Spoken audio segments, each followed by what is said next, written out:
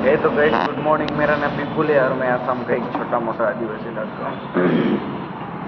तो गाइस आप सबकी इच्छा है, उम्मीद करता हूँ अच्छा होगा। हम मेरा यूट्यूब फैमिली से बहुत दिन नहीं मिला हूँ मैं भी, ठीक है। तो चलिए आज थोड़ा बात कर लेते हैं। तो गाइस वीडियो बनाने का ना मेरे को टाइम ही नहीं मिलता यार, क्या करूँगा। फिर भी आप लोग के लिए थोड़ा सा टाइम निकाल के मैं वीडियो बनाता हूँ, कुछ ना कुछ अपडेट देते रहता हूँ। देखते हैं आगे जाके अगर अच्छा वीडियो बनाने का मौका मिलता है तो बनाएंगे, आप सबको दिखाएंगे। आप लोग चैनल पे बने रहिए, सब्सक्राइब जरूर करके रखना ताकि मेरा आने वाला न्यू वीडियो आप सब तक पहुंच पाए जल्द से जल्द और आप सबको देख के मज़ा लेने को मिलेगा, ठीक है। इसके लिए आप लोग को करना कुछ नहीं है, मेरे चैनल को सब्सक्राइब करना है, लाइक करना, शेयर करना, कमेंट करना और मेरे को सपोर्ट करने के लिए बहुत ज़रूरी है गाइस आप लोग को, ठीक है। आप सबको सपोर्ट की वजह से कहीं ना कहीं